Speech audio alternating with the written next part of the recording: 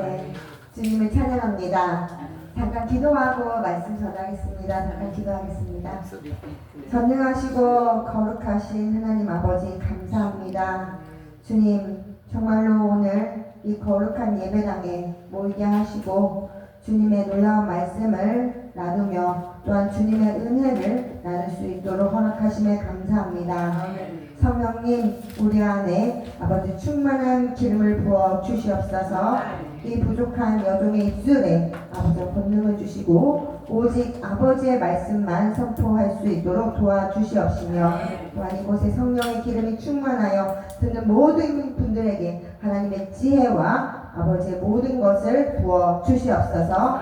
모든 것 감사드리며 오직 주님께만 영광 올려드리며 전능하신 주 예수님의 이름으로 기도합니다. 아멘. 네. 참 우리 이은희 목사님께서 너무 이렇게 복된 자리에 계속 출청해 주시고 이렇게 놀라운 기도회를 하고 계신데 이렇게 자리에 세워주셔서 너무 감사하고 네, 두렵고 떨리는 마음으로 오늘 말씀을 전하고자 합니다. 네, 오늘 제가 드리고 싶은 말씀은 이 베다니에서 일어났던 일에 대한 주님께서 이렇게 행하셨던 것, 또 주님께서 받으셨던 것, 이것을 통해서 우리 지금 이 마지막 때 교회가 어떠한 준비를 해야 되는지에 대한 말씀을 나누려고 해요. 이 베단이라는 지역은요, 주님께서 놀라운 사역을 했던 지역이었어요. 그리고 예수님께서 십자가에 오르시기 바로 전에 여기서 사역을 하셨거든요. 이 베단이라는 지역은 아주 작은 마을입니다. 예루살렘이 만약에 여기에 있다면 여기에 감람산이 있었고요. 그리고 여기, 그러니까 예루살렘, 감람산, 여기에 조그맣게 있는 베다니 마을이에요. 네, 근데 이 마을에서 다 아시는 분들은 다 아실 거예요. 네, 근데 이 지역에서 굉장히 놀라운 일이 나왔는데 첫 번째로는 나사로가 부활했죠. 이 지역에 나사로와 마리아와 마르다가 살았었어요. 그렇죠. 그 예수님이 마지막 사역을 이곳에서 머무시고 그 예루살렘에서 이제 말씀을 전하시고 선포하시고 이 베다니에서는 휴식을 취하셨어요.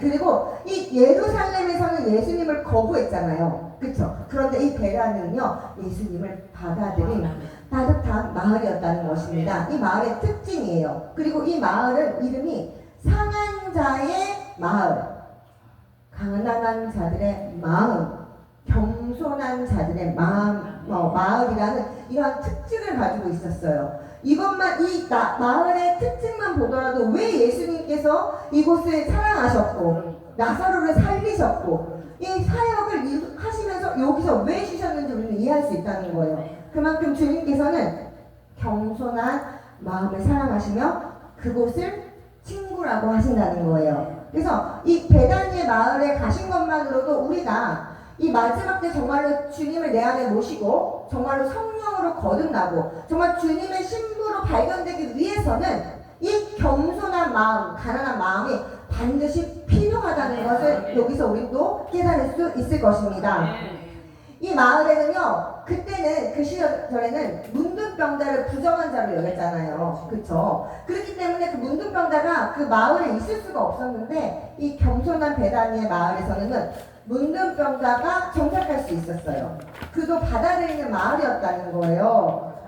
네, 그래서 근데 놀라운 거는 예수님께서 그 문둥병자였던 시몬의 저녁 식사 초대를 받아들이셨고 그 집에서 이 어마어마한 일이 일어났다는 것입니다. 주님께서 복음을 전하는 곳에 이 여인이 했던 일도 같이 전하라고 하셨어요.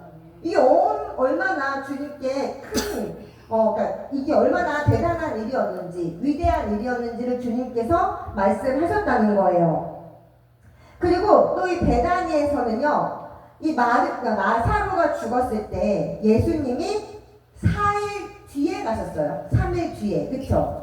사흘이 지난 다음에 가셨는데 그때 왜 예수님께서 그 나사로가 완전히 죽고 3일 뒤에 가셨는지 아실 거라고 생각하지만 다시 말씀을 드리면 예수님께서는 하나님의 전능하심을 이 베다니에게 정확하게 알려주고 싶으셨다는 거예요.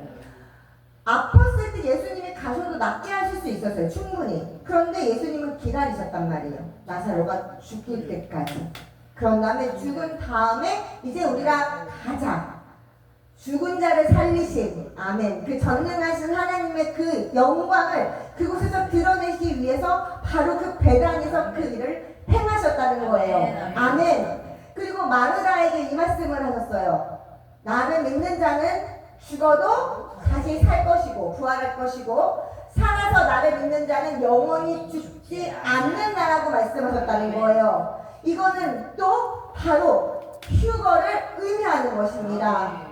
지금 죽어있는 크리스천들이 데살로니가전서 4장 13절부터 18절에 잘 기록이 되어 있잖아요. 그죠?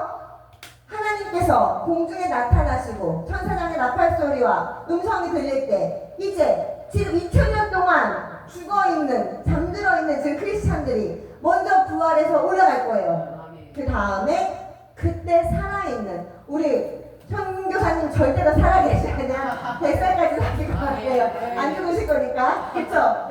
영원히 죽음을 보지 않는 자들이 있다고 하셨어요. 이미 성경에 있잖아요. 에녹이 있었습니다. 엘리야가 있었어요. 예수님께서도 부활하신 몸으로 제자들이 보는 앞에서 승천하셨거든요. 근데 그 장소도 베다니 앞이었어요. 예수님이 승천하신 그 장소도 제자들을 데리고 베다니 앞으로 오셔서 거기서 승천하셨거든요. 이 베다니는요 엄청나게 중요한 역할을 했어요. 즉 다시 오실 것이고 살아있는 자들의 부활, 휴거 있을 거라고 말씀하신 그것도 바로 이 베다니라는 것입니다. 그런데 이 베다니에서 그렇다면 이 여인이 행한 이 행위, 그 귀한 나드, 순전한 나드가 담긴 이 옥합을 깨트리고 주님께 기름을 부은 이 행위가 지금 이 시대 우리에게 어떠한 말씀을 하느냐가 너무나 중요하다는 거예요. 이 행위는요, 지금 우리 그리스도 교회들에게 엄청난 많은 교훈을 남겼습니다. 이것은요, 특별히 우리 양들을 양육하는 목회자라든지 또 선교사님들, 양들을 양육하는 분들에게는 정말로 중요한 교훈을 남겼습니다. 지금 이 오늘의 환경을 보시면요, 이 귀한 향유 옥합이요, 어떻게 준비되는지 혹시 아세요? 이 나드 향유 옥합이요, 네네. 이게 그 고대의 유대 사회 또 그 아랍권에서는요, 이게 하나의 전통이래요. 여자아이가 이제 조금 이제 좀 크면 그 아이는 이렇게 귀한 옥합에다가 기름을 준비한대요. 그리고 이 나드 향유, 이 순전한 나드 향유는 무슨 상점에서 파는 게 아니라 저기 어디죠? 갑자기 제가 생각이 안 나는데 어디서 이렇게 상인이 오면 1년에 한두 번밖에 안 온대요. 그러면 이렇게 오면 종소리를 울린대요. 그러면 그 상인에게만 살 수 있는 게 바로 이 순전한 나드 향유라는 거예요. 그러면 이거를 이 옥합 하나에 모으려면 짧게는 6년, 길게는 20년까지도 걸린다는 거예요. 그리고 그래서 이거를 준비하는 목적이 뭐냐면 고대 이스라엘 여자들은요, 결혼을 할 때 이것을 깨서 자기의 신랑 되는 사람에게 이걸 붓는데요. 그러면 이게 무슨 말이냐면 이 여인이 자기의 인생에서 모든 돈을 써서 이거를 준비하거든요. 이게 비싸기 때문에. 그래서 그거를 그 신랑한테 붓는다는 것은 이제 나는 당신에게 속했고 이제 나는 아무것도 없으니 당신이 이제 나를 평생 책임지십시오. 이 의미가 담겨 있대요. 그렇기 때문에 아까 여기서 이 여인이 이렇게 했을 때, 야, 그거는 300데나리온 이상도 받을 수 있는데 왜 아깝게 그렇게 했냐고 말하잖아요. 책망했잖아요. 근데 이들은 이 의미를 이해하지 못했을 뿐만 아니라 이게 정말로 귀하다는 건 알았다는 거예요. 그렇다면 이 여자가 했던 이 행위가, 이 여자가, 이건 이제 결론인데, 아무튼 이 여인이 예수님이 어떠한 분인지를 이 사람은 완벽하게 깨달았다는 거예요.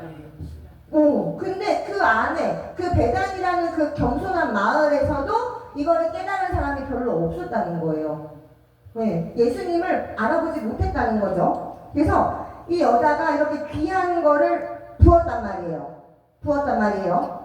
그런데 이 붓는 행위에서 이제 우리 목회자들이 깨달아야 되는 것이 있습니다. 어떤 거냐면 이 옥합이요, 이제 충분히 담기면은 이거를 그 구멍을 막아버린대요. 구멍을 막아요. 그리고 이게 잘 부서지는 돌로 만들어지거든요. 돌. 그러니까 이걸 이제 써야 될 때는 이 목을 꺾는데요. 꺾어요. 그러면 이 목을 꺾는다는 것은, 자, 어떤 거냐면, 자, 여기 써놓은 걸 한번 읽어볼게요. 이 여인이 가장 먼저 행한 이 행동은 옥합을 가져와서 그 목을 꺾은 거예요. 향후 옥합은 목이 있고 좁은 통로를 통해서 기름을 계속 조금씩 채워 넣습니다. 그리고 이걸 가득 차게 되면 막아요. 그러면 이제 여기서 향기가 안 나오겠죠. 그렇죠? 향기가 안 나겠죠. 그래서 사용할 때는 반드시 이 목을 꺾는다는 거예요. 그리고 이 여자가 8절에서 잘 보시면 그는 힘을 다하여 내 몸에 향유를 부어 내 장례를 미리 준비하였다고 말했어요. 그런데 이 돌에 들어있는 기름을 붓는데요, 여기서 무슨 온 힘을 다할 게 뭐가 있어요? 그쵸? 그쵸? 여기서 힘을 다했대요. 근데 이게 사실은 이 옥합을 부서뜨린 거예요. 이렇게 붓는 것 뿐만이 아니라 이 돌이라고 했잖아요. 이게 잘 부서지는 돌이거든요. 그래서 이거를 부수면 이 기름의 맨 밑에 가장 엑기스가 있어요. 엑기스. 그래서 그것까지도 다 주님께 부었다는 거예요. 그러면 이 향기가 조금 부어도 향기가 나는데 이렇게 엑기스까지 다 부셔가지고 예수님께 완전히 발랐다는 거는 이 온 방에 이 향기가 어마어마하게 가득 찼다는 거예요. 그런데 이 여인은 예수님을 그렇게 섬겼다는 것입니다. 그렇게 완전히 침전물까지 다 예수님께 부어드렸을 때 이제 그 방에는 온통 향기로 가득했을 것입니다. 그리고 그래서 이 여자가 한 행동, 즉 목을 꺾고 완전히 옥합을 부수고 짓눌렀을 때 비로소 이제 완전한 향기로운 제사를 드리게 되었다는 의미입니다. 이것을 우리는 오늘 바로 이해해야 합니다. 바로 우리의 짓눌림, 교만에 대한 말씀을 전할 것입니다. 하나님께서는요, 자기 종을 부르실 때 그것은 예수 그리스도를 섬기기 위한 목적으로 하늘에 기록되는 매우 중대한 부르심이라고 합니다.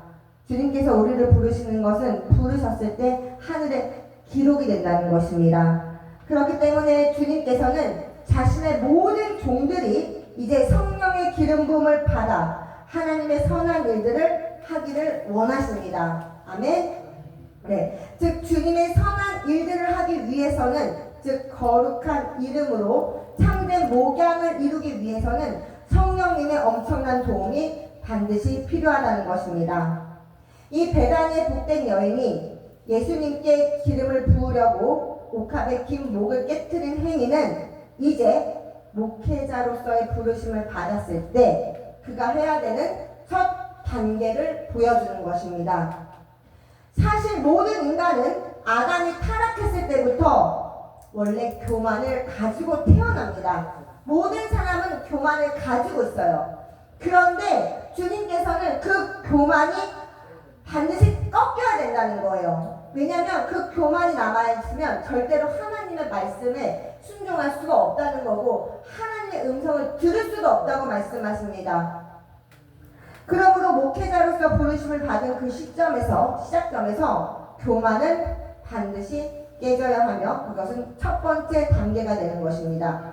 다 이룬 것이 아니에요. 그리고 그 교만이 꺾여야지만 이제 목회자가 비로소 자기의 양들을 돌볼 수 있게 된다는 것입니다. 그제서야 겸손할 수 있다는 거예요.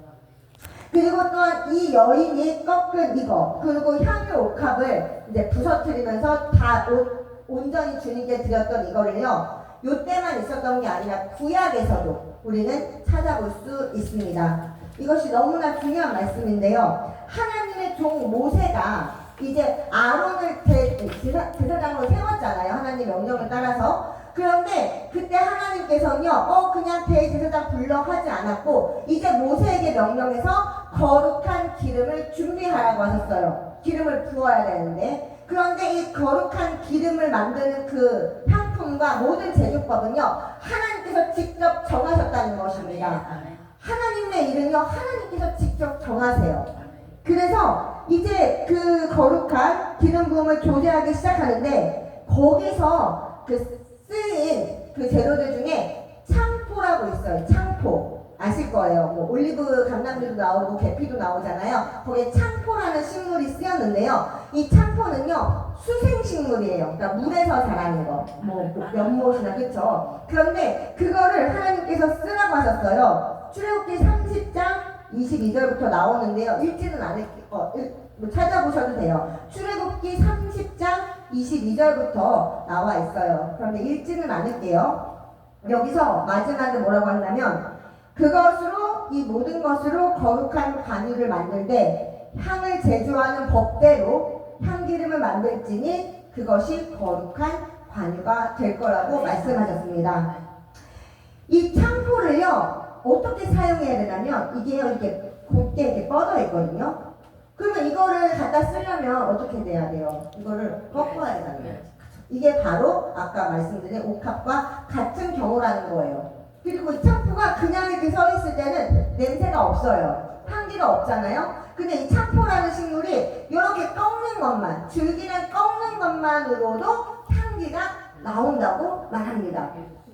네, 아멘. 그래서 우리 이게 목회자로 어떻게 연결이 되냐면, 우리 목회자로서 하나님의 일을 하는 사람으로서 나의 교만을 꺾는 것만으로도 이제 그가 드리는 제사, 예배에 향기가 나기 시작한다는 거예요. 네. 그렇기 때문에 지금 사실 교회 안에 교만이 너무나 많잖아요. 영적 교만, 오만. 이것을 주님께서는 꺾어야 된다고 말씀하십니다. 그런데요, 이 꺾는 것만으로 다 된 게 아니라는 거예요. 이 창포를 꺾는 것만으로 이게 거룩한 기름에 사용될 수가 없었어요. 어떻게 했냐면, 이거를 가져가서 이거를 완전히 찢는 거예요. 짓눌러 버리는 거예요. 그쵸? 그래서 완전히 으깰 정도가 아니라 이 가루가 될 때까지 그렇게 만들어서야 이제 이 거룩한 기름에 사용될 수 있었다고 말씀하십니다. 그렇죠.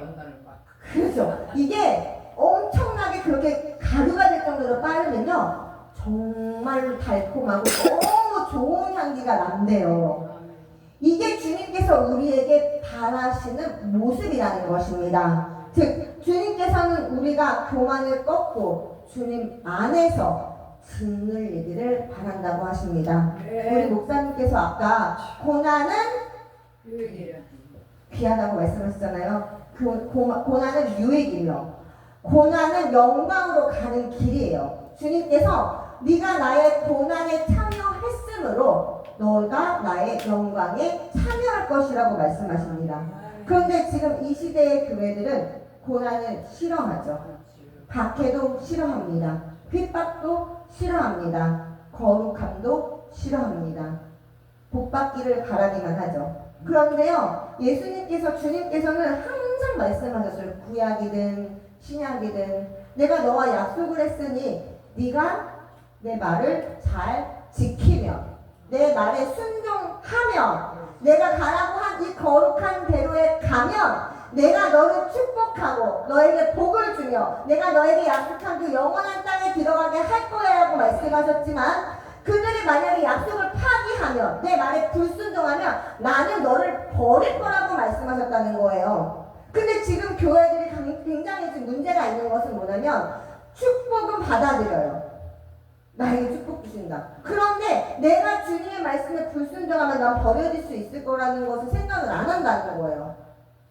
하나님은 은혜, 자비의 하나님이신데 나를 사랑하는 자녀로 부르셨는데 어떻게 날 버리겠어? 아이, 그러지는 않으실 거야. 우린 연약하니까.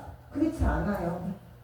주님께서는 성경에 많은 곳에 경고하셨습니다. 너희가 은혜를 받고도 계속해서 은혜를 남용하면, 나의 보혈을 짓밟으면, 계속해서 죄를 지으면 나는 더 이상 너에게 회개의 기회를 주지 않는다라고까지 말씀하셨어요. 정말로 하나님께서는 자비하시지만 심판하실 때는 확실하게 하신다는 거예요. 보세요. 노아의 때 120년을 외치게 하셨잖아요. 120년이에요. 120년. 그런데 그들이 결국 회개하기를 거부했을 때 주님께서는 심판하셨다는 것입니다. 그렇기 때문에 지금 이 주님께서 우리에게 주시는 오늘의 말씀이 우리 정말 목회자분들 또한 우리 그리스도의 길을 가는 그분들에게 정말로 중요하다고 생각합니다. 여러분 십자가에서 주님께서 어떻게 십자가에 못 박히셨는지 여러분은 다 아실 것입니다. 주님께서 다 이루셨어요. 그렇죠? 그러나 내가 다 이뤘으니까 너희는 그냥 내 그림자만 보고 따라와 하지 않으셨어요. 너희가 정말로 천국을 원하느냐? 너희가 정말로 나와 같이 하나님의 자녀가 되길 원하느냐? 그러면 너희 십자가를 지고 나를 따르라고 하셨단 말이에요. 그 십자가에 즐거움이 있습니까? 그 십자가에 기쁨이 있어요. 그 십자가는 고난입니다. 아픈 거예요. 버림받는 것입니다. 지금의 크리스천들이 정말로 이 시간, 이 마지막 때, 정말로 주님의 오심이 가까운 이때 우리가 정말 가야 되는 그 길은요, 좁고 협착하며 고난의 길이라는 것입니다. 네. 우리 나가서 이제 자신있게 외칠 수 있어야 돼요. 세상을 향해서 회개하라! 회개하라! 네. 주님께서 오십니다. 하나님이 심판하실 것입니다라는 거를 이제 두려워하지 말고 외치셔야 됩니다. 네. 언제까지 그들의 그 죄악을 보면서 사랑의 하나님, 은혜의 하나님, 용서해 주시는 하나님만 외치실 것입니까? 그들은 죽어가는 영혼들이란 말이에요. 아프겠지만 그들에게 외칠 때가 지금 되었다는 거예요. 네. 배역배에서 외쳐야 됩니다. 여러분, 배교의 길에서 떠나십시오. 이 땅과 타협하고 있는 그 복음에서 돌이키십시오. 네. 번영복은 이 땅에 돈을 사랑하며 이 땅에서 왕국을 짓고 있죠. 고린도 교회에서 말씀하셨어요. 내가 너희와 함께 왕이 되기를 원하노라. 그러나 지금의 교회들을 보십시오. 이미 이 땅에 왕들이 되어 있어요. 그런데 문제는 우리 교회들이 그 목소리를 내지 못한다는 거예요. 조용히 하고 있다는 것입니다. 아유, 그들은 뭐 그들이 알아서 하겠지. 그렇게 하고 정말 우리가 휴거될 수 있을까요? 정말로 짓지 못하는 개, 벙어리가 되어서 지금 우리가 교회가 가야 되는 길이 무엇인가요? 회개의 길입니다. 회개의 길입니다. 정말로 주님께서는 우리에게 우리의 육신을 죽이라고 말씀하세요. 갈라디아서 5장 16절부터 18절까지 말씀하십니다. 주님께서는요, 우리가 힘들 거를 아셨어요. 우리의 육신이 이 세상을 사랑한다는 거 아셨어요. 예수님께서 그러셨잖아요. 내가 이 땅에 와서 너희에게서 본 것은 너희 안에 하나님에 대한 사랑이 없다. 너희는 하나님을 사랑하지 않는다. 라는 걸 예수님은 확인하셨다고 말씀하셨어요. 즉 성령께서 안 계시면 우리는 하나님을 결코 사랑할 수가 없다는 거예요. 그런데 자, 지금 우리가 있는 시대가 무슨 시대입니까? 성령 시대예요. 지금 시대는 은혜의 시대입니다. 거룩한 교회의 시대예요. 성령 시대입니다. 그런데 지금 교회들에서 많이 외치죠. 성령 받으라. 성령 받았다. 나는 성령과 동행한다 말하고 있어요. 그런데 정말 그분이 성령님과 동행하고 있느냐 하는 거예요. 성령님의 역할이 무엇입니까? 정말로 성령님과 동행한다면 그는 정말로 구별된 삶을 살 거예요. 정말로 그는요, 세상에 가서 외칠 것입니다. 불을 가지고 회개를 말하며 주님의 말씀에 순종하는 종으로서 지금 쓰임 받을 거라는 거예요. 그의 입에서는 항상 회개가 외쳐질 것입니다. 통회하는 마음이 전달될 것입니다. 주님께서는 그러한 성령을 받은 자들을 지금 이 시대에 부르고 계시다는 것입니다. 성령을 받고도 우린 연약하니까 죄를 이길 수 없어요 라고 말하는 것은 성령님을 완전히 사탄보다도 못한 능력 없는 하나님의 영으로 말하는 거라는 거예요. 예수님을 다시 갈보리 십자가로 올리면서 주님, 첫 번째 갈보리는 능력이 없어요. 주님의 그 첫 번째 갈보리 그 십자가로는 우리의 죄를 씻을 수 없어요. 즉, 그 십자가는 실패한 십자가입니다. 라고 외치는 것과 같은 거예요. 다시 한 번 더 우리를 위해 올라가 주세요 라고 말한다는 거예요. 어떻게 성령께서 오셨는데, 성령으로 거듭났는데 나는 죄에게 질 수밖에 없는 존재예요, 이렇게 말할 수 있냐는 거예요. 결코 안 된다는 것입니다. 그렇다고 해서 죄를 이기는 게 쉽다고 말하는 게 아니에요. 우리는 다 할 수 있어요 라고 자신있게 말씀드리는 것이 아닙니다. 저도 이렇게 지금 주님의 은혜를 받아서 말씀을 전하지만 저도 매일매일 싸우고 있다는 거예요. 죄와 싸우며, 아니 사도 바울이 나는 맨날 죽노라, 옛사람과 지금 사람이 맨날 전투한다라고 사도 바울이 그렇게 고백할 정도라면 우리가 무슨 나는 죄를 이겼어 할 수 없다는 거죠. 그러나 같은 은혜 안에 있으면서 아다르고 어다른 것처럼 우리는 죄를 이겨야 합니다. 죄를 이길 수 있습니다. 왜냐하면 예수님의 성령이 우리와 함께 하시고 보혈이 우리와 함께 하기 때문에 우리는 결국 주님의 힘으로 이길 수 있습니다라고 말하는 것과 우리는 나약합니다, 우리는 이길 수 없지만 그냥 주님의 은혜로 우리 다 됩니다, 이거는 엄청나게 다른 결과를 가져온다는 거예요. 두 번째로 말하면요, 그 교회는 썩은 열매만 맺힐 것입니다. 단단한 음식을 먹지 못하는 교회가 된다는 거예요. 젖만 먹는 교회가 된다는 거예요. 젖 먹는 교회가 어떻게 천국에 들어갑니까? 못 들어가요. 나는 장성한 분량에 이른 그러한 신부들을 내가 데려갈 거라고 말씀하고 계시는데 어떻게 젖 먹는 신부, 어떻게 그게 들어가겠어요? 못 들어갑니다. 우리는 정말 정신 차려야 합니다. 우리 목회자는요, 이제 뻔뻔해져야 돼요. 죄 앞에서, 세상 앞에서. 아니요, 인간은 죄를 이길 수 없지만 예수님이 함께 하시면 죄를 이길 수 있습니다. 거룩함을 선택하십시오. 돈을, 세상을 두려워하지 마십시오. 우리는 하나님과 함께하는 사람들이에요. 뭐가 두려운 게 있겠습니까? 아멘? 그렇기 때문에 이제 강대상이 바뀌어야 합니다. 교회 안의 강대상이 완전히 새롭게 되어야 합니다. 아멘. 주님께서는 육체의 소욕은 성령을 거스르고 성령은 육체를 거스르나니 이 둘이 서로 대적함으로 너희가 원하는 것을 하지 못한다고 말씀하셨어요. 그렇죠? 그러나 너희가 만일 성령의 인도하시는 바가 되면 율법 아래에 있지 않다고 말씀하셨습니다. 더 이상 죄가, 율법이 우리를 정죄할 수가 없다는 거예요. 그게 우리가 죄 안에 있어도 정죄가 됐다는 말일까요? 아니, 정죄가 되지 않는다는 말일까요? 내가 맨날 죄에 속하는데 성령이 나와 함께 있다고 생각하는 것만으로 내가 죄 없는 사람이 되냐는 거예요. 그렇지 않다는 거예요. 성령과 함께하면 율법을 이겼다는 이것은 이제 더 이상 죄의 공격에서 이겨낼 수 있다는 말씀입니다. 아멘? 아멘. 예, 그래서 주님께서는 이제 목회자로서 아니면 참된 크리스천으로 가는 그 길에서는 가야 되는 그 길이 있는데 가장 첫 번째, 반드시 교만이 꺾여야 된다고 말씀하셨습니다. 지금 한국 교회 안에 교만은요, 정말 이루 말할 수 없다고 생각합니다. 제가 나이가 45이에요. 45. 그런데 저는 평생을 교회를 다녔어요. 그리고 그 교회에서 자랐고 이제 훌륭한 분들도 많이 봤지만 제가 이제 예수님을 진짜 만나고 나왔을 때 느꼈던 건 뭐냐면 정말 훌륭하시지만 다 양면성이 있다.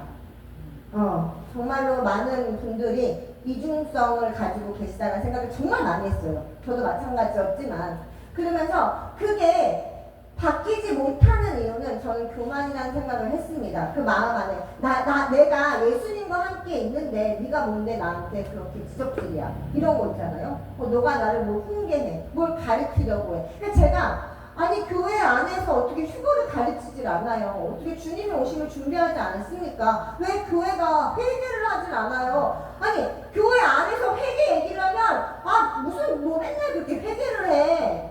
회개를 싫어한다는 거예요. 진짜 그런 분들이 생각보다 많더라고요. 그리고 제가 맨날 밖에서 전도를 하거든요. 밖에서 이렇게 가면서 그러면은 나는 교회 다녀 그러세요. 그러면은 아 그래요? 그럼 주님 오시면 가까우니까 정말 우리가 정말 진정으로 회개해야 되고 거룩한 삶을 살아야 되고 아 됐어요 그러고 가세요. 그런 모습이 저는 모르겠어요. 저는 그분을 판단하는 건 아닌데 참 그런 모습이 안타깝다는 거예요. 아니 같은 크리스천이라고 한다면 전도한다고 하면 그래요 뭐 수고하십니다 맞아요 우리 회개해야 됩니다 이렇게 갈 수 있잖아요. 그쵸? 근데 아 됐어요 이게 약간 회개를 거부하는 듯한 느낌을 많이 받는 거예요. 그렇죠. 그런데 제일 회개 듣기 싫어하는 분들이 누군지 알아요? 여기 계신 분들은 아니라는 거 알아요. 목사님들. 다른 목사님들이 회개하는 소리 정말 싫어하세요. 정말 싫어하십니다. 정말 싫어하시고, 예, 그리고 자기의 그 사역이 잘못될 리가 없다라고 생각하시는 게 정말 많거든요. 그러니까 이거가 사실 아버지께서는 경고의 말씀을 하셨어요.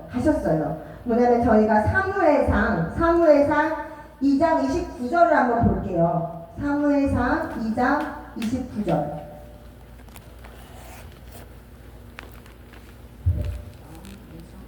사무엘상 2장 29절입니다. 이거는 저희를 책망하시는 말씀이에요. 우리 지금의 제사장들이라고 할 수 있는 목회자들 또한 복음 전도자들에게 하시는 2장 29절입니다. 같이 읽어보겠습니다. 너희는 어찌하여 내가 내 처소에서 명령한 내 재물과 예물을 밟으며 내 아들을 나보다 더 중히 여겨 내 백성 이스라엘이 드리는 가장 좋은 것으로 너희들을 살찌게 하느냐. 이 말씀을 누구에게 주신 거냐면 엘리 제사장에게 주신 거란 말이죠. 엘리 제사장, 그렇죠? 근데 이 엘리 제사장에게는 두 아들이 있었어요, 그렇죠? 그리고 이 엘리 제사장은요 완전히 몸이 비대했었어요. 네, 이 사람의 그 모습만 보더라도 이 자가 얼마나 육적으로도 암울하고, 그렇죠? 비대해지고 영적으로도 비대해졌는지 알 수 있다는 거예요.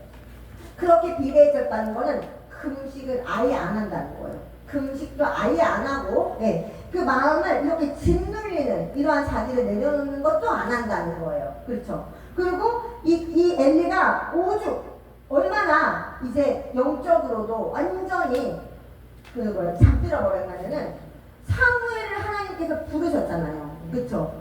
그런데도 그 세 번을 부를 때까지도 이 엘리는 깨닫지 못했다는 거예요. 이게 하나님의 음성인지도 몰랐어요. 이때 엘리가 제사장이었거든요. 그런데도 못 깨달았다는 거예요. 세 번을 불렀을 때 엘리는 깨달았죠. 뭐라고? 아, 주님께서 나를 건너뛰고 이제는 사무엘에게 말하는 거구나. 이 둘이 있던 장소만 봐도 우리는 깨달을 수 있어요. 이 엘리는 바깥 자리에 자리를 잡고 있었고요. 이 사무엘은 언약궤가 있는 지성소 안에서 지냈기 때문입니다. 이게 우리가 영적으로 볼 수 있는 거예요. 우리가 정말로 주님의 말씀과 가까이 있는가, 주님의 성령님과 같이 있을 때는 우리가 하나님의 음성을 들을 수 있는 거예요. 그러나 우리가 내 육적인 그런 달콤함, 또 나의 이 세상적인 즐거움을 찾아서 떠나면 주님께서 더 이상 그 종에게 말씀하지 않으신다는 것입니다. 이게 우리 교회 안에서는 해당이 안 되는 걸까요? 아니에요.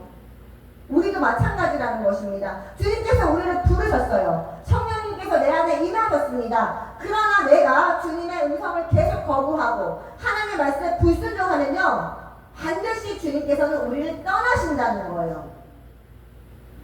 그렇기 때문에 우리가 계속 주님의 말씀을 듣고 주님 안에서 생활을 하려면 교만이 반드시 꺾여야 되고 이 육신이 완전히 짓눌려져야 된다는 거예요. 십자가에서의 나의 부인이 반드시 일어나야 된다는 것입니다. 왜냐하면 이 교만이 꺾이는 것만으로 나의 육체가 부서지지 않으면 이 교만은 언제든지 올라올 수 있다는 거예요. 그렇기 때문에 계속해서 십자가를 져야 한다는 것입니다. 그리고 이제 신명기 32장 15절에서도 주님께서 말씀하셨어요. 여수론에 대한 책망인데요. 신명기 32장 15절입니다. 이들이 하나님께서 매우 좋은 것으로 이들을 살찌게 했어요. 그런데 이들이 어떻게 했는지 15절에서 말씀하세요. 신명기 32장 15절 함께 보겠습니다. 그런데 여수론이 기름짐에 발로 찼도다. 네가 살찌고 비대하고 윤택하며 자기를 지으신 하나님을 버리고 자기를 구원하신 반석을 없인 여겼도다. 아멘. 하나님께서 이들을 살찌우시고 윤택하게 하셨는데 이제 이들이 어떠한 방향으로 갔나요? 하나님을 버리고 자기의 구원하신 반석을요 없인 여겼대요. 바로 예수님을 없인 여긴 지경에까지 이른 것입니다. 지금의 정말 많은 교회들이 이제 부유해지고, 그쵸? 그러면서 예수님이 없는 예배, 예수님께서 받지 못하실 예배, 완전히 세상 속에 잠식되고, 강대상에서는 맨날 축복만 외치고, 돈만 외치고, 세상의 성공을 외치는 이러한 강대상에 세워진 그 교회 예배를 하나님께서 과연 받으실 거냐는 거예요. 교회는 회개하는 곳입니다. 교회는 아버지의 말씀이 전달되는 곳이에요. 지금 이렇게 어두운 세상에서 어떻게 축복의 말씀이 강대상에서 전해질 수 있냐는 거예요. 지금의 우리 자녀들이 학교만 가면 욕을 배워옵니다. 지금 지하철을 보세요. 여자아이들, 남자아이들 문신을 하고요. 짧은 치마를 입고 짝 달라붙는 옷을 입고요. 옷이 다 해풀어진 그런 옷을 입어요. 그런데 교회 안에서도 그걸 책망하지 않는다는 것입니다. 젊은 그런 청소년 이런 가르치는 것에도요 맨날 축복만 얘기해요. 무슨 달란트 잔치 한다고 하죠. 무슨 행사한다고 하죠. 제 딸이 초등학교 2학년이거든요. 제 딸은 저한테 이렇게 말씀을 배우는데 2학년인데도 잘 알아들어요. 근데 걔는 교회를 가면 저희 교회는 초등부가 없기 때문에 그냥 저희 집 앞에 큰 교회를 보내는데 가서 맨날 오면 예은아 뭐 했어? 뭐 배웠어? 그러면 기억이 안 난대요. 뭐 배운 게 없어? 그러면 그냥 놀았어. 뭐 간식 뭐 받았어. 이렇게 얘기하는 거예요.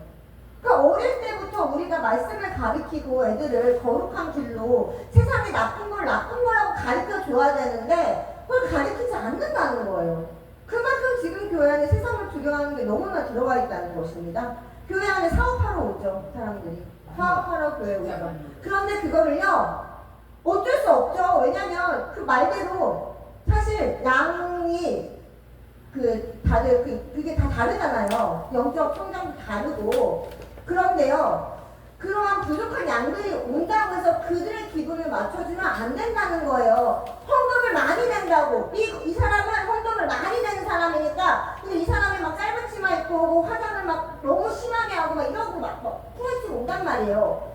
그 사람한테 아니 좀 이렇게 옷을 좀 여미고 좀 이렇게 하세요라고 그러면 목사님이 나서서 아이 하지 마. 아직 연약하니까 하지 마. 그런다는 거예요. 돈을 내는 것 때문에. 이 사람이 혹시나 기분 나빠서 내 교회 더 이상 오지 않을까봐. 그러면 그걸 보는 사람들은요 다 괜찮은 줄 알고 따라간다는 거예요. 완전히 어두운 교회가 돼버린다는 것입니다. 근데 진짜 두려운 것은요 하나님께서는요 그 종을 반드시 심판하실 거예요. 내가 내 양들을 너에게 맡겼는데 네가 감히 나의 양들을 제대로 가르치지 않았느냐 하고 그들을 책망하실 거라는 거예요. 그리고요 지금 교회 안에 돈버금이 완전히 가득 찼거든요. 사실 그렇죠. 우리가 필요해요. 물질이 필요합니다. 사역하려고 해도 돈이 필요하고요. 우리가 생활하려고 해도 돈이 필요합니다. 그런데 강대상에서 그 돈버금을 말하면 안 된다는 거예요. 정말 안 됩니다. 그리고 마치 하나님께서 부유하게 하신 게 축복이라고 말하는 이 복음도 위험해요. 보세요. 부자와 거지 나사로가 있었어요. 그러면 이 부자는 하나님 그런 논리라면 그 부자는 하나님께 축복을 받아서 부자였고 가난한 사람은 하나님께 저주를 받아 가난했나요? 결국은 어디를 갔냐는 거예요. 돈은요 필요하지만 중요하지 않아요. 우리는 아버지께서 주시면 사용하는 거고 또 야고보서에서 말씀하시잖아요. 내가 너에게 물질을 주지 않는, 그러니까 너의 기도를 듣지 않는 이유는 너희가 정직하지 않은 거, 부정한 거를 위해 기도하기 때문에 내가 너의 기도를 들어주지 않는다라고 말씀하셨어요. 그 기도가 응답되지 않는 거가 내 기도가 부족한가? 그래서 몇 시간 하라는 말씀이 아니에요. 하나님이 보시기에 기뻐하시는 기도를 하라는 것입니다. 그러기 위해서는 반드시 우리가 나의 육이 부서지는 과정이 필요하다는 거예요. 왜냐하면 육이 부서지지 않으면 계속해서 육적인 하시는 것을 요구하게 됩니다. 하나님께. 근데 하나님은 그걸 들어주지 않으시거든요. 그러니까 시험 들고 연단되고 나쁜 길로 빠지게 되는 거예요. 주님께서는 지금 이 베다니의 교회를 통해서 이제 주님께서 우리에게 회개하고 이 가난한 심령, 그 자신을 내어준 이 심령으로 돌아오라고 말씀하셨어요. 그리고 마지막으로 이 베다니의 여인이요, 이 옥합을 깨서 주님께 이렇게 부었던 거는요, 엄청난 성령님께로 받은 엄청난 지혜라고 말씀하십니다. 이 여인은 뭐를 깨달았냐면요, 예수님이 메시아라는 걸 이 여자는 완전히 알았던 거예요. 메시아라는 걸 완전히 알았고, 이 여인은 예수님이 평화의 사자라는 것을 알았다는 거예요. 이 발이 우리에게 평화를 가져오는 바로 그 귀한 발이라는 것을 그 여인은 깨달았다는 거예요. 다른 사람들은 깨닫지 못했다는 거예요. 이 여인이 했던 이 행위가 예수님의 그 상처난 발을 그걸로 닦았는데 어마어마한 이 여인에게는 지혜를 하나님께서 주셨다는 것입니다. 그리고 이 여인이 한 이 행위는요, 잠시만요. 네, 이 여인이 했던 이 행위를 가지고 예수님이 뭐라고 하셨어요? 복음과 함께 전달하라고 하신 거예요. 이 어마어마한 깨달음을 이 여인이 받았고, 그것은 오직 성령으로만 받을 수 있었던 거고, 또 베다니의 모든 사람이 받은 게 아니라 이 여인만 받았다는 거예요. 여러분, 정말로 휴거를 소망하시죠? 휴거 믿으시나요? 주님께서 오셔서 어느 하나 오늘 데려가신다는 거 믿으세요? 그러면 우리는 빨리 이 베다니의 교회와 같은 겸손하고 나를 부서뜨리는 이 자리에 저를 내려놓아야 합니다. 왜냐하면 이제 곧 예수님께서 교회를 데리러 오실 것이기 때문입니다. 제가 어떻게 이렇게 자신있게, 나이도 어린데 여러분 앞에서 예수님이 곧 교회를 데려가실 거라고 말씀드릴 수 있는지 아세요? 제가 하나만 이제 마지막으로 말씀드리고 마칠 건데요. 지금은요, 메시아의 영광스러운 오심이 선포되고 있는 정말로 중요한 시간입니다. 주님께서 하나님의 종, 선지자를 보내셨어요. 정말로 선지자를 보내셨습니다. 이 베다니의 여인이 성령으로부터 받은 이 지혜를 여러분도 받으신다면, 저도 마찬가지고 받으신다면 하나님께서 보내신 이 종이 어떠한 발을 가지고 있는 종인지를 깨달으실 거예요. 데이비드 오어라는 선지자님 혹시 이해를 들어보신 적 있으신가요? 데이비드 오어. 이분이 2004년부터 활동을 하셨어요. 하나님께 부르심을 받아서. 그리고 이분이 2010년에도 한국에 오셨었고, 지금 전 세계를 돌아다니시면서 하시는 메시지는 하나입니다. 여러분, 회개하십시오. 준비하십시오. 곧 메시아 예수님께서 오십니다라는 걸 선포한다는 거예요. 그런데 이분이 예언을 어마어마하게 하셨고, 예언이 다 성취가 됐어요. 정말 많이 성취됐어요. 제가 가장 중요한 거 몇 가지만 잠깐 말씀드리면, 첫 번째는 코로나 바이러스입니다. 이 코로나 바이러스가 2015년에 예언하셨어요. 2015년에. 그때 예언하실 때 뭐를 얘기하셨냐면 굉장히 상세하게 많이 말씀하셨는데, 첫 번째는 아시아에서 시작되는 질병이다. 성취됐죠? 전 세계적으로 오는 질병이라고 했어요. 근데 지금까지 어떠한 질병도 코로나 바이러스처럼 전 세계를 강타한 질병은 없었어요. 흑사병도, 메리스도, 이런 것도 다 어떤 특정한 지역에만 있었어요. 오직 코로나 바이러스만 온 세상에 완전히 수톱시켰단 말이에요. 그래서 선장님이 꿈에서 이것을 보셨을 때, 주님, 이것은 환란 때 있는 일입니까? 라고 여쭤봤대요. 왜냐면 올수톱했고 병원에서 막 사람들이 죽어나가는 걸 보신 거예요. 그러니까 아니 어떻게 은혜의 때인 교회 시대에 이것을 일어날 거라는 걸 상상을 못 하신 거예요. 그런데 이 코로나 바이러스가 실제로 터졌죠. 2020년도에. 그러면서 선생님께서 뭐라고 하셨냐면, 여러분, 이 질병이 예언하실 때, 만약에 2015년에 만약에 이 질병이 시작된다면 여러분 아십시오. 깨달으십시오. 주님께서 오신다는 분명한 신호라고 말씀하셨어요. 그래서 이 2020년 코로나 바이러스가 시작되고 이 예언을 들은 사람들 중에 굉장히 제가 있는 교회에 오신 분들이 많아요. 지금 거의 대부분 그런 분들인데, 그 이후에 그 이후에도 굉장히 많은 일이 있었고 최근에 베네수엘라 지진 사건 아시죠? 베네수엘라 지진 어마어마하게 많은 분들이 죽었잖아요. 그런데 이 베네수엘라가요 선지자님을 굉장히 호의했어요. 호의적으로 대했어요. 선지자님 2010년에 그 나라를 가셔서 엄청 크게 집회를 하셨어요. 근데 그때 뭐라고 하셨냐면 여러분 회개하십시오. 전 국민 회개 집회를 하십시오. 목회자들이 앞서서 회개 집회를 전 국민이 하게 하십시오를 말하고 가셨어요. 그런데 그때 그 목사님들이 선지자님을 대적했어요. 왜 그랬냐면요. 이렇게 딱딱하고 쓴복음을 전하시기 때문에. 예수님이 바리새인들한테 가서 이 독사의 자식들아 회개하라 말씀하셨잖아요. 얼마나 듣기 싫어했어요. 그렇죠? 똑같아요. 혼자님도 오셔서 제가 하나님께 보내심을 받은 종인데 지금 교회는 준비되지 않았습니다. 여러분 못 들어가요. 회개하십시오. 지금 교회 안에 있는 타락, 배교 이런 거를 다 회개하고 돌이키십시오라는 걸 말하니까 얼마나 듣기 싫어요. 그리고 그때는 선자님이 지금 같은 권능이 없을 때예요. 그러니까 뭐야? 뭐 거짓 선지자야? 이렇게 하고 무시한 거예요. 그리고 블랙메일을 했어요. 사람들한테 가짜야.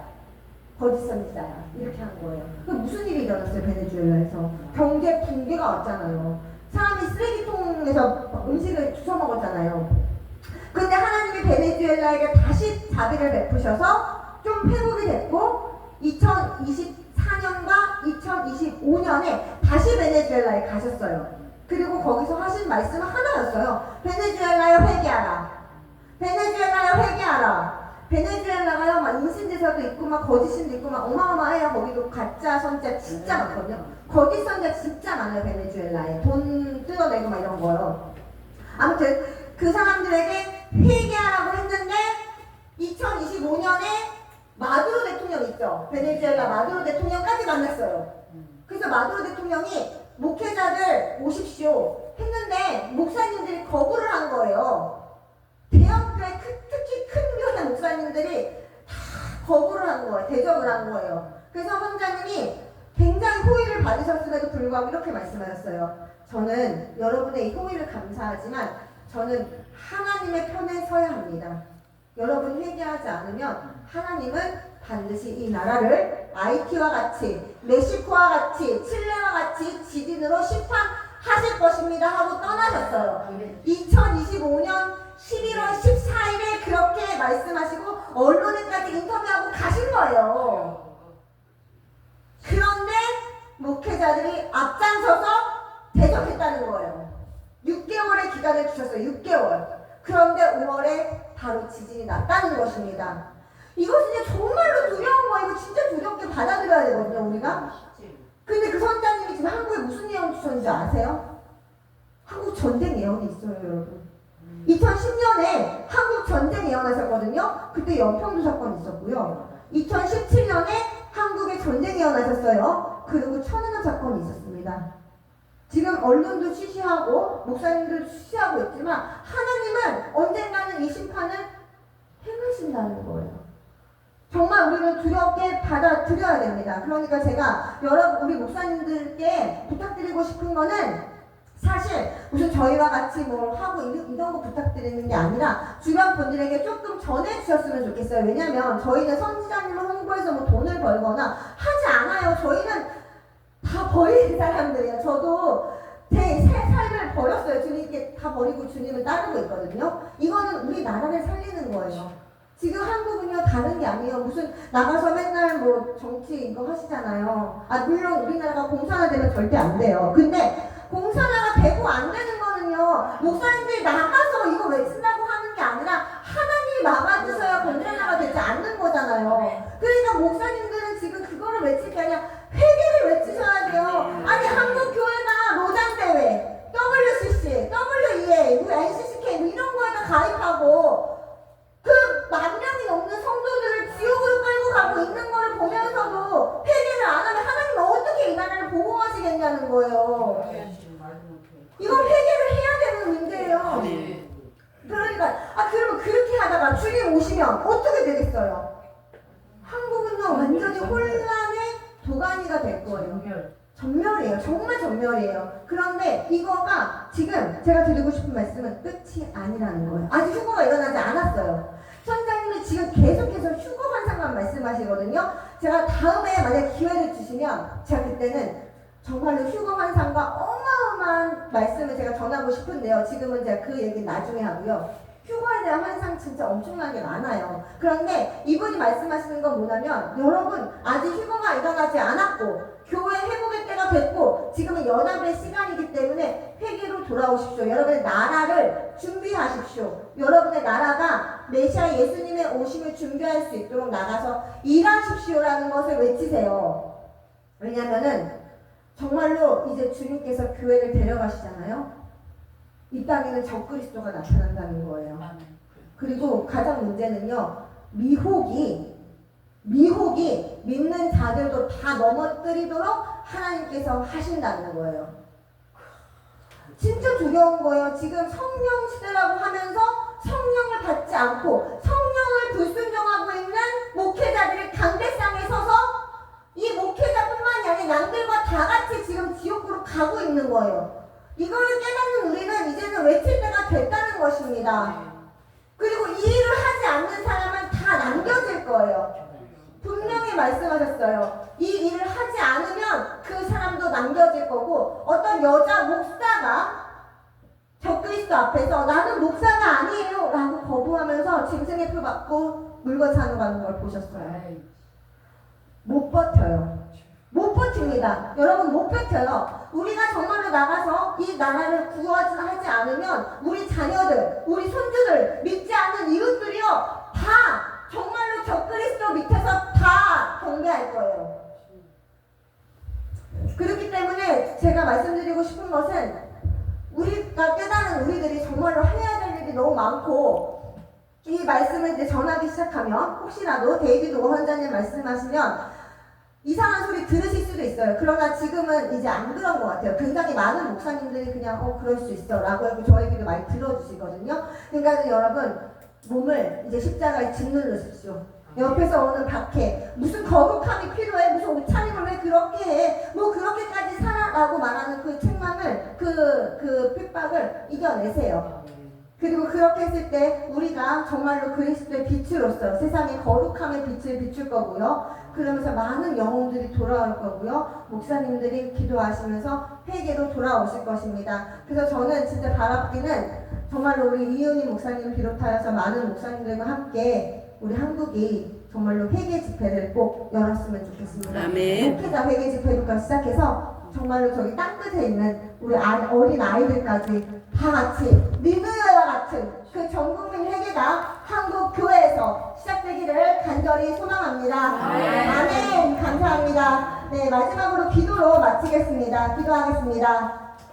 전능하시며 거룩하신 하나님 아버지 감사합니다. 정말로 이 정말로 부족한 죄인 이 여종의 입술을 사용하여서 주님 말씀을 전하였습니다. 주님 이 예배를 아버지여 우리의 이 마음을 주여 받아주시옵시고 성령님 오늘 들으신 모든 분들 저를 포함하여 모든 분들 성령님의 강력한 역사로 우리를 더 성령으로 거듭나게 하여 주셔서 이제 밖에 나가서 주님께서 우리에게 맡기신 이 마지막 때 대위임령을 행하는 아버지의 거룩한 교회가 될 수 있도록 주님 역사하여 주시옵소서. 오직 주님께 의지하며 모든 것을 주님께 맡기며 주님께 감사와 영광을 올려드리며 이 예배를 마치며 전능하신 예수님의 이름으로 간절히 기도드렸습니다. 아멘.